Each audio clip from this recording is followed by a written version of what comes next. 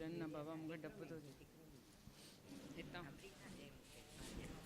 थी वञे मुहूर्त थी वञे तव्हांजो बस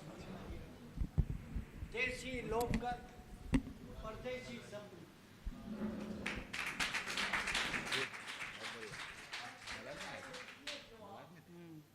मैं नहीं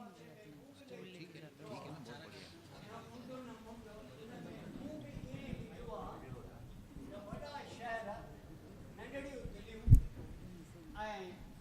नंढा शहर वॾियूं दिलियूं अॼु सचपच जेको प्यार ऐं कुर्ब नंढनि शहरनि में आहे ख़ासि करे हिन संध्या जे असली शहर कल्याण में उल्हासनगर में हाणे चई थी मां बम्बईअ में हाणे धूड़ पई बम्बई खे छॾ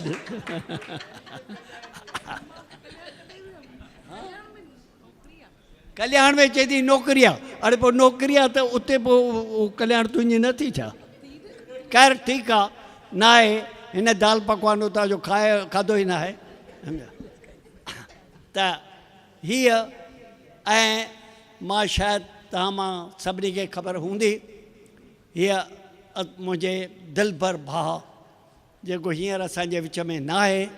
सिंधियुनि जो हिकु लाजवाब मणियो मोती जेको बि कुझु चओ कृष्ण राय जंहिंजे मुक़ाबले जो शाइर यानी बि पंहिंजे जेको मठु पाण हुजे उन जे जुतीअ में केरु पेर न पाए सघियो आहे ईअं प्रभु वफ़ा पंहिंजे लेखे वॾी हस्ती हो हरी दिलगीर हो ऐं ॿिया घणेई वासुदेव निर्मल हो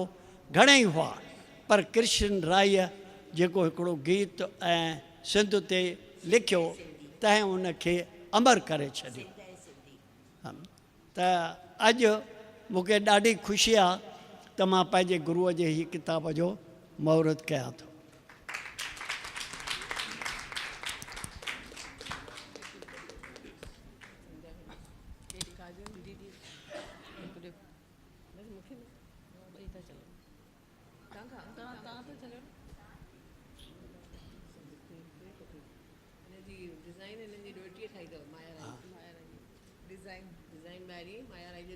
हा हीअ डिज़ाइन जेका आहे अॼुकल्ह जा ॿार अॻे चवंदा मास्तर जी मार ॿार जी सवार जहिड़ा कांग तहिड़ा बचा हाणे उल्टो हिसाबु आहे हाणे पीउ पट ते पुटु पलंग ते त हाणे अॼुकल्ह हिन नए मॉडर्न आर्ट में असीं हिकिड़ा बिल्कुलु यानी अणपढ़ियल ॼट कोरा आहियूं ऐं हीअ अॼुकल्ह जा ॿार ॾिसो केॾी हिन जे ॾोहिटी आहे हीअ हिकिड़ी डिज़ाइन कढी आहे जंहिं हिन जे डिज़ाइन पंहिंजे नानीअ खे अमर करे छॾियो आहे अॻे चवंदा ॾोहिटा ऐं ॾोहिटियूं वधंदा वेरी पर हाणे सम्झो उहे शेर मुड़ुस थी पिया आहिनि ऐं शेरनियूं थी पियूं आहिनि ऐं अॼु उहे हीअ जेके कार्य कनि था उहे फ़ख़्र खां असांजी छाती ऊची कनि था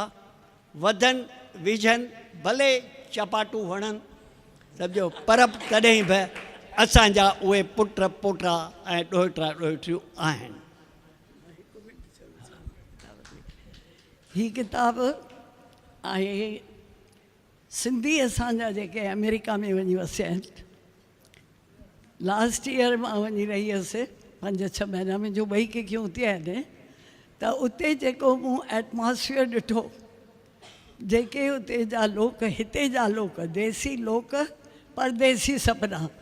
उहे कीअं अमेरिकनाइज़ थी विया आहिनि सॼो उन जो हिन में वर्णन आहे ऐं अॼु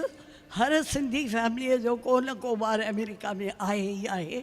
ऐं उन्हनि खे दिलि सां ॻाल्हि लॻंदी त बराबरि जेको चयो वियो आहे सो केतिरे क़दुरु सही आहे महिरबानी